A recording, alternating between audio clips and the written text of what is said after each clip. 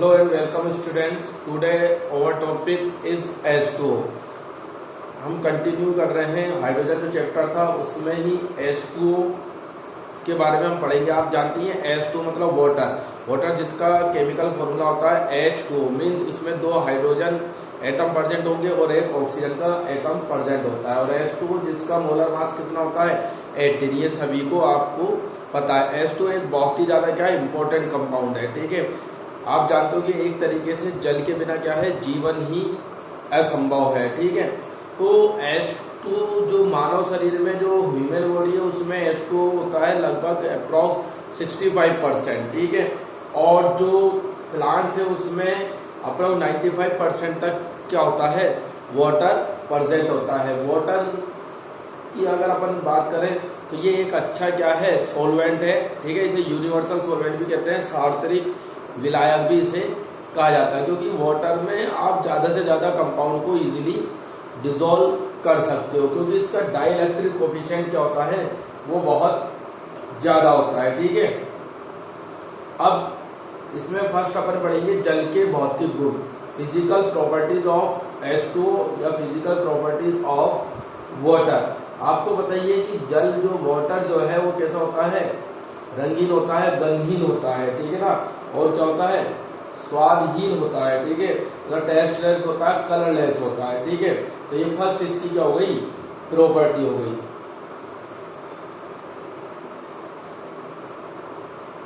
अब जो इसकी इंपॉर्टेंट चीज है, इसका जो बॉइलिंग पॉइंट है, वाटर का जो बॉइलिंग पॉइंट है वो क्या होता है, बहुत ज्यादा होता है, ठीक है ना। और इसका जो फ्रीजिंग पॉइंट है वो भी क्या होगा, ज्यादा होता है। वाष्पन एंथैल्पी मतलब वाष्पन की ऊष्मा, वेपोराइजेशन एंथैल्पी, ये भी क्या होती है, ज्यादा होती है, ठीक है। इन सबके पीछे एक ही रीजन है कि वाटर के जो मॉलिक्यूल होते हैं, ठीक है, वाटर के जो मॉलिक्यूल होते हैं उनमें क्या होता है, वाटर के मॉलिक्यूल में हाइड्रोजन बॉन्ड प्रेजेंट होता है, ठीक है ना।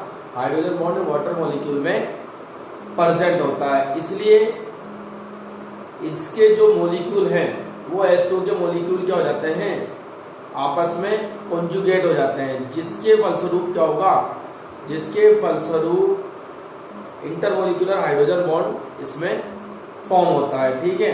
तो ये वाटर की जो स्ट्रक्चर है वो अपन देखेंगे कि किस तरीके से hydrogen bond intermolecular hydrogen bond उसमें फॉर्म होता है, ठीक है।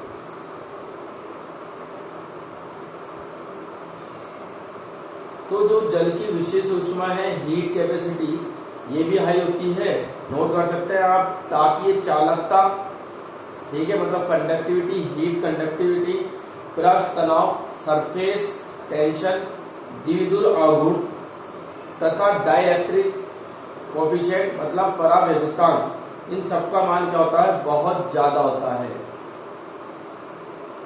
ठीक है। जल की उच्च वाष्पन ऊष्मा तथा ऊष्माधारिता, उच्च ऊष्माधारिता ही जीव के शरीर तथा जलवायु के सामान्य ताप को बनाए रखने के लिए उत्तरदायी होती है। मतलब जो वाटर है, ठीक है, वो वाटर की जो हीट कैपेसिटी है वो इस क्या होती है, उच्च होती है, जिससे जो बॉडी का टेम्परेचर है वो क्या कर पाता है, कंट्रोल कर पाता है। अब जल की संरचना अपन देखते हैं, ठीक है, कि जल की संरचना किस प्रकार की होती है।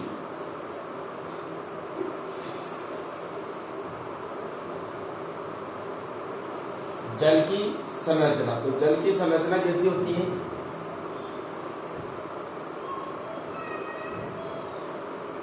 वाटर, ठीक है। ऑक्सीजन सेंट्रल एटम होगा इसमें, और इसके बीच जो बॉन्ड एंगल होता है वो बॉन्ड एंगल कितना होता है, 104.5 डिग्री सेंटीग्रेड, 104.5 डिग्री सेंटीग्रेड।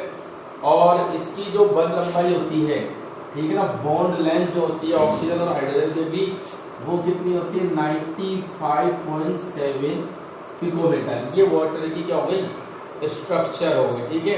अगर अपन देखें तो जो वाटर मॉलिक्यूल है उसमें ये दो हाइड्रोजन और एक ऑक्सीजन प्रेजेंट है, तो इस पे कैसा चल रहा है, डेल पॉजिटिव, इस पर होता है डेल नेगेटिव और इस पर होता है डेल पॉजिटिव, ठीक है।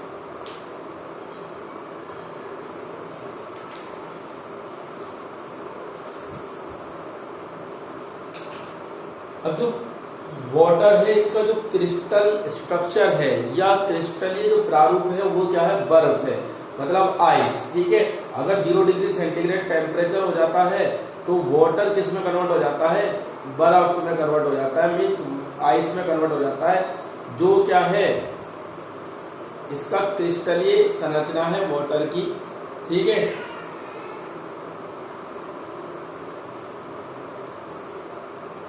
अब एक इम्पोर्टेंट चीज ये आती है कि जो बर्फ जो है वो ठोस होते हुए भी वाटर की सतह पर, वाटर की जो सरफेस है उस पर फ्लोट करती रहती है, मतलब उस पर तैरती रहती है। क्यों?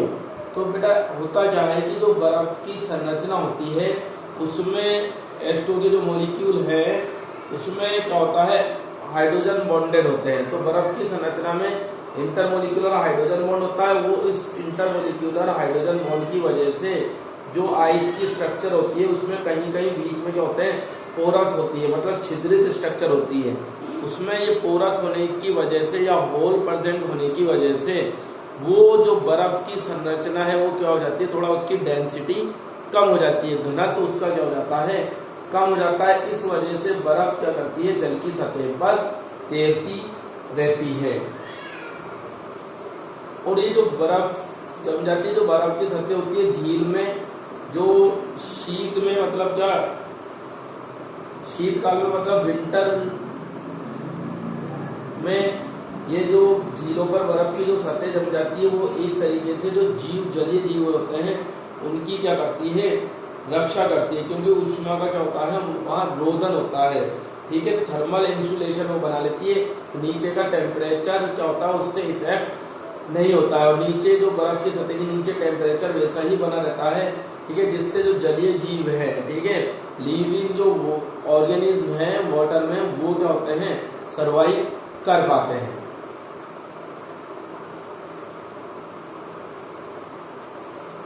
अब देखो जल के रासायनिक गुणधर्म, फर्स्ट इसमें लिख लो उभयधर्मी प्रकृति, एम्फोटेरिक नेचर ऑफ वाटर, उभयधर्मी प्रकृति। ठीक है, आपको पता है कि वाटर जो है वो क्या होता है, उभयधर्मी होता, मतलब एम्फोटेरिक होता नेचर में। इट मीन्स जो वाटर मॉलिक्यूल है या वाटर एसिड और बेस दोनों से क्या कर सकता है, एसिड बेस दोनों के साथ रिएक्ट करता है। ठीक है, और रिएक्ट कैसे करता है वो अभी अपन देखते हैं।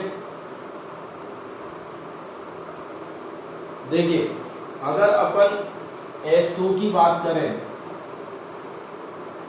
और NH3 से रिएक्शन करा दें तो क्या बनेगा बेटा, NH4 प्लस और क्या बनेगा, OH माइनस।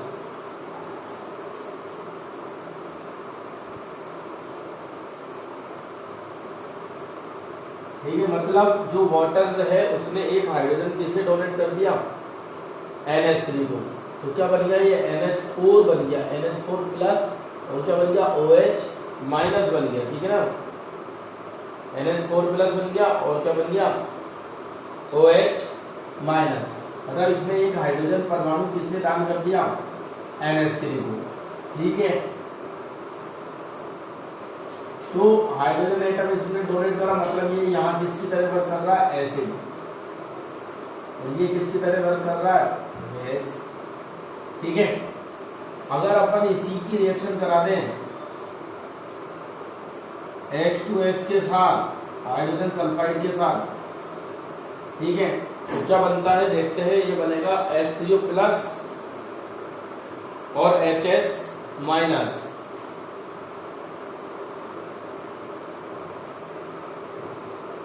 HS माइनस, ये इसने डोनेट कर दिया एक प्रोटॉन, तो ये क्या बन गया, H3O प्लस और HS माइनस बन गया। ये क्या है, अब देखो इसने इसे डोनेट करा था, मतलब ये हो गया बेस, और ये क्या हो गया, यहाँ एसिड की तरह वर्क कर रहा है। तो इसका मतलब क्या हुआ कि ये H2 जो है वो क्या होता है, एसिड और बेस दोनों की तरह वर्क कर सकता है। इसका मतलब H2 जो है उसका नेचर कैसा होता है, वो उभयधर्मी प्रकृति का एम्फोटेरिक नेचर वो दर्शाता है। ठीक है, अब देखो जल की अपॉक्सियन अभिक्रिया, मतलब रिडॉक्स रिएक्शन ऑफ वाटर। ठीक है।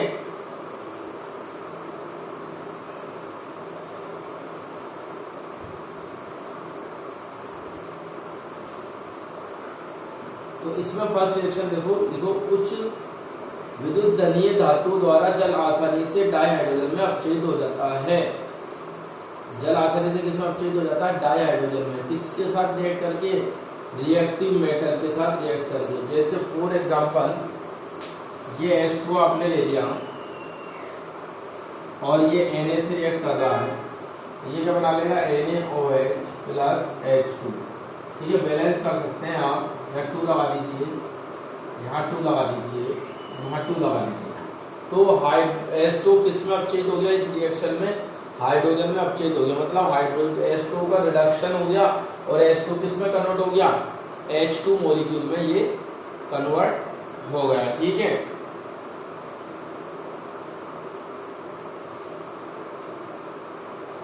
और अगर प्रकाश संश्लेषण फोटोसिंथेसिस रिएक्शन की बात करें, CO2 plus 12H2O give C6H12O6 6CO2 plus 12H2O क्या बनेगा? Glucose plus 6H2O plus O2। ठीक है, तो वाटर किसमें ऑक्सीडाइज हो जाता है? O2 में ऑक्सीडाइज हो जाता है। ठीक है, बैलेंस अगर करते हैं तो ये आ जाएगा यहाँ पर 6। ठीक है, इस तरीके से मतलब वाटर जो है वो अपचयित भी हो सकता है और वाटर जो है वो ऑक्सीकरण भी हो सकता है। फर्स्ट रिएक्शन में अपन ने देखा ये किसमें अपचयित हो गया था? H2 में। और सेकंड रिएक्शन में अपन ने देखा किसमें ऑक्सीकरण हो गया? O2 में।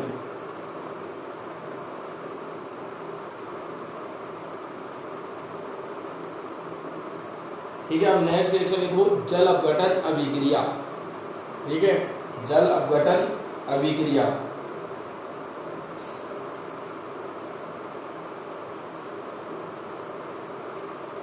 जल का परावैद्युतांक अधिक होने के कारण, जल का परावैद्युतांक अधिक होने के कारण इसमें परबल जल योजन का गुण पाया जाता है। परबल जल योजन का गुण पाया जाता है। यह अनेक यौगिकों को घोलने में सक्षम है। ठीक है, ये कई तरीके के जो कंपाउंड होते हैं उन्हें घोलने में क्या होता है? सक्षम होता है, समर्थ होता है। ठीक है,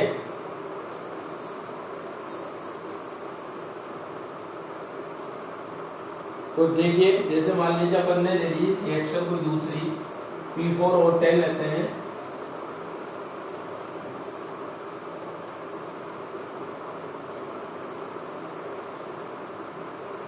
ठीक है, P4O10 अगर H2 से रिएक्ट करता है तो क्या बनता है? यहाँ H3PO4। ठीक है, बैलेंस अगर आप करोगे यहाँ लगा दीजिए 4, क्योंकि फास्फोरस 4 है ना। ठीक है, तो 4 3 12, यहाँ आ जाएगा 6, तो 6 10 16 हो गए, 4 4 16 ही ऑक्सीजन हो गए। तो इस तरीके से वाटर क्या कर सकता है? जल योजन की क्षमता भी रखता है।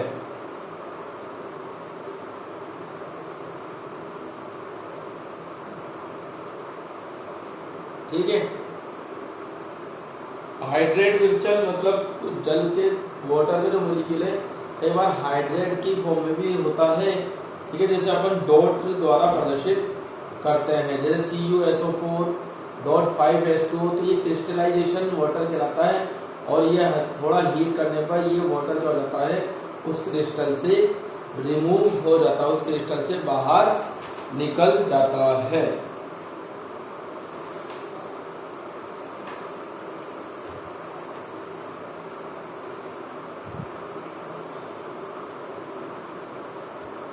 ठीक है, नेक्स्ट लिखिए H2O2 hydrogen peroxide.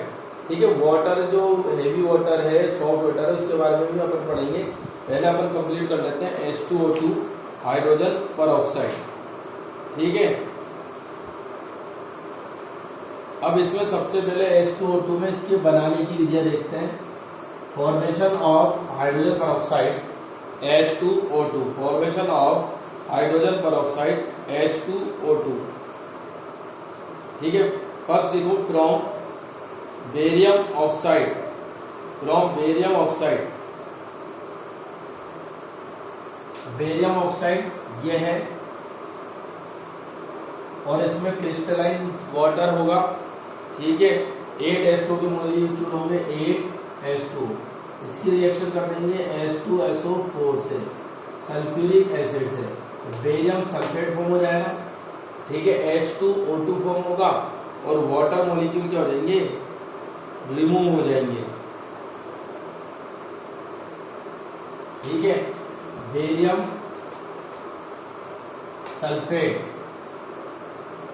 Barium sulphate form हो गया Ba2 प्लस में और SO4 2 माइनस में, ये H2 और ये O2 मिलकर H2O2 बना लिया, हाइड्रोजन पर ऑक्साइड, और 8H2 के मॉलिक्यूल क्या हो गए, यहाँ से रिमूव हो गए। देखिए 11 क्लास के जो चैप्टर है उसमें इस तरीके की क्या है, इनऑर्गेनिक के जो चैप्टर है छोटी छोटी रिएक्शन है, ठीक है, उसको आपको लर्न करना है, समझना है, ठीक है ना। जैसे ऑर्गेनिक, ये इनऑर्गेनिक के चैप्टर है, ऑर्गेनिक में तो रिएक्शन जो होती हैं वो एक ही पैटर्न पे लगभग चलती हैं, इसमें ठीक है छोटी छोटी रिएक्शन है जिसे आपको डायरेक्ट ही लर्न करना होगा।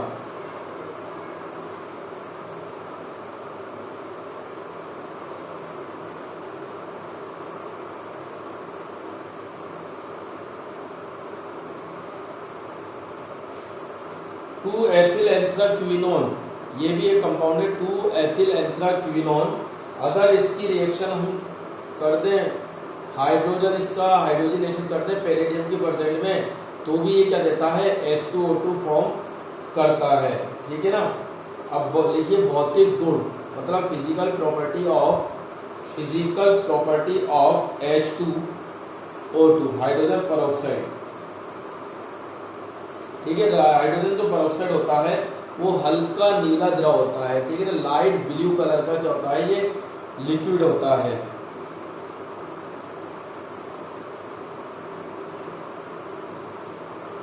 ठीक है। हाइड्रोजन परऑक्साइड जल के प्रत्येक अनुपात के साथ मिश्रणीय होता है, मतलब जल के साथ किसी भी रूप में से मिला सकते हो, और इसका क्वथनांक जो होता है, बॉइलिंग पॉइंट होता है, वो होता है 221 केल्विन, मतलब बहुत ज्यादा है इसका बॉइलिंग पॉइंट। बाजार में जो उपलब्ध होता है वो किस तरीके से, किस नाम से उपलब्ध होता है, 30% सांद्रता वाला हाइड्रोजन क्लोराइड, ठीक है, उस पर क्या लिखा रहता है, 30% सांद्रता, और विलयन की आयतन सांद्रता 100 आयतन होती है, 100 आयतन, तो 100 आयतन से क्या मतलब है, अब देखिए 30% 100 आयतन होता है, तो 100 आयतन से क्या मतलब है कि 100 आयतन H2O2 सांद्रता से अभिप्राय ये है कि 1 ml अगर H2O2 है, विलयन के पूर्ण अपघटन में 100 ml ऑक्सीजन मुक्त होती है। 100 आयतन का मतलब है अगर 1 ml H2O2 अपने पास है तो उसका अगर अपन पूर्ण अपघटन कर रहे हैं, ठीक है, मानक ताप पर, स्टैंडर्ड टेम्परेचर एंड प्रेशर पर, तो उससे क्या मिलती है, 100 ml ऑक्सीजन मिलती है, ठीक है। तो बाजार में 10% आयतन के रूप में भी बेचा जाता है, ठीक है। अब लिखिए chemical property of H2O2, chemical property of H2O2। तो जो H2O2 है वो अम्लीय और क्षारीय दोनों माध्यम में कार्य करता है, और ये ऑक्सीकारक और अपचायक दोनों के रूप में कार्य कर सकता है।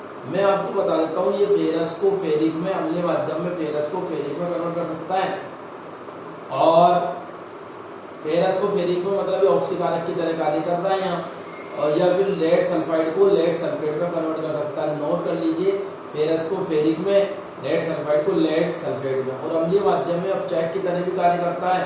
तो मैग्नीज का जो आयन है, manganese oxide MnO, manganate ion sorry, MnO4 minus को Mn2 प्लस में अपचेत कर सकता है, ठीक है। क्षारीय माध्यम में ऑक्सीकारक के रूप में कैसे कार्य करता है, वही Fe2 प्लस को Fe3 प्लस में कन्वर्ट कर सकता है।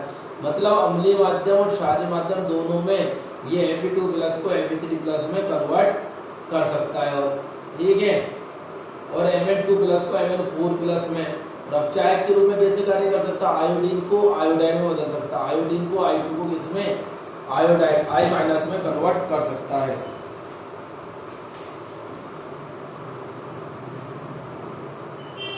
जो बोलिए कि भंडारण स्टोरेज कैसे करते हैं इसे, इसे बेटा H2O2 का स्टोर कैसे करते हैं, किस तरीके से स्टोर किया जाता है H2O2 को।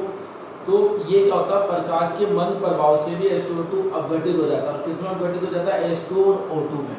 बेटा ये जो H2O2 है, अगर यहाँ लाइट आ जाती है इस पर थोड़ी सी मात्रा में भी, तो ये H2 प्लस O2 में कन्वर्ट हो जाता है। ठीक है, तो इससे बचने के लिए इन्हें क्या किया जाता है, एक विशेष प्रकार की बोतलों में इन्हें रखा जाता है। ठीक है, और दूसरी बात ये जो अभिक्रिया है, ये धातु की सतह हो या क्षार की सूक्ष्म मात्रा हो जो कांच में होती है उससे उत्प्रेरित होती है। मतलब कांच की बोतलों में डायरेक्ट इसे नहीं रख सकते।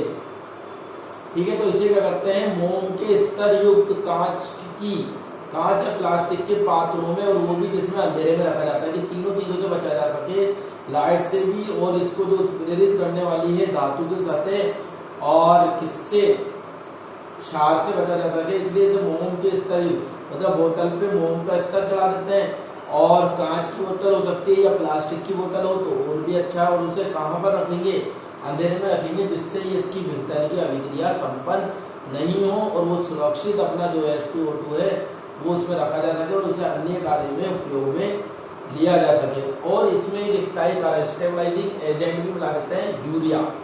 ठीक है ना, धूल के कणों से भी इसे क्या रखा जाता है, दूर रखा जाता है। अब आगे इसकी लास्ट यूजेज की बात।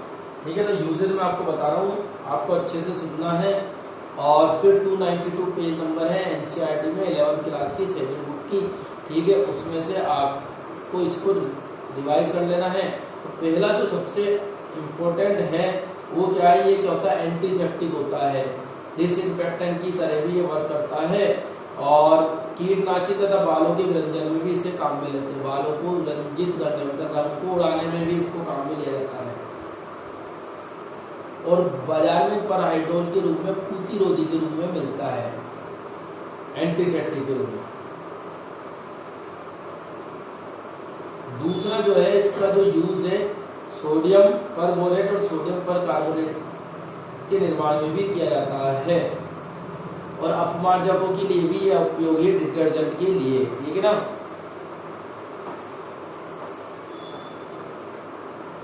इसका उपयोग जो है हाइड्रोक्विनोन, टार्टरिक अम्ल आदि के उपयोग में, आदि के संश्लेषण में भी किया जाता है। उद्योगों में H2O2 का उपयोग वस्त्रों में कागज की लुगदी बनाने में, चमड़ा, तेल, वसा आदि के विरंजन कारक के रूप में किया जाता है। मतलब कागज की लुगदी, चमड़ा, वस्त्र, इनके विरंजन कारक, मतलब इनके रंगों को उड़ाने में इसको काम में लिया जाता है। ठीक है, ये क्या था, H2O2 हाइड्रोजन परऑक्साइड, जो कि एक इम्पोर्टेंट कंपाउंड है। और कई प्रकार की जो केमिकल रिएक्शन होती हैं, रासायनिक अभिक्रिया होती है, उसमें भी H2O2 को काम में लिया जाता है एज ए इनिशिएटर, प्रारंभिक पदार्थ के रूप में काम में लिया जाता है। जैसे अपन ने देखा था बहुलक बनाने की क्रियाविधि में। ठीक है, इसका उपयोग किया जाता है, तो वो इनिशिएटर की फॉर्म में था ना H2O2 को, हाइड्रोजन परऑक्साइड को। ठीक है, मुक्त मूलक जो क्रियाविधि अपन ने की थी बहुलक में, उसमें भी ये काम में लिया जाता है। दूसरी बात, जैसे अपन ने मार्कोनिकॉफ और एंटी मार्कोनिकॉफ रूल पढ़ा था, उसमें भी इसे काम में लिया जाता ना, एंटी मार्कोनिकॉफ नियम में। ठीक है ना, एंटी मार्कोनिकॉफ नियम जो अपन ने एल्किल हैलाइड वाले चैप्टर में पढ़ा था, वहां भी H2O2 का उपयोग किया गया है। इस तरीके से आपने देखा कि हाइड्रोजन जो परऑक्साइड है वो एक बहुत ही ज्यादा क्या है, इंपॉर्टेंट कंपाउंड है हाइड्रोजन का। तो दो कंपाउंड आज अपन ने कवर किए, हाइड्रोजन परऑक्साइड और H2O वाटर। ठीक है, तो नेक्स्ट वीडियो में इसके आगे के टॉपिक करेंगे। ठीक है, हाइड्रोजन वाले चैप्टर को आप अच्छे से शुरू से रीडिंग लगाते रहिए, कंटिन्यू NCERT की एक एक लाइन पढ़िए और क्वेश्चन सॉल्व कीजिए। नेक्स्ट वीडियो में अगर ये चैप्टर अपना कंप्लीट हो जाता है, देन हम इससे रिलेटेड क्वेश्चन आंसर भी सॉल्व करेंगे, जो कि एक बहुत ही इंपॉर्टेंट पार्ट है कि क्वेश्चन आंसर अगर अपन ने कुछ क्वेश्चन सॉल्व नहीं किए तो आप प्रैक्टिस उसकी नहीं कर पाएंगे। तो नीट और जेईई में आए हुए क्वेश्चन हाइड्रोजन चैप्टर से रिलेटेड कवर करेंगे। आपको बताइए अपना 12th का पार्ट तो उसमें ही ऑफलाइन में कंप्लीट हो गया था, 11th का भी कुछ पार्ट हो चुका है। और तो 11th के पार्ट को अब अच्छे से आप कवर कीजिए, 12th का तो सिंपली था, उसे अपन कवर कर लिया था। तो आज के वीडियो में इतना ही। Thank you very much.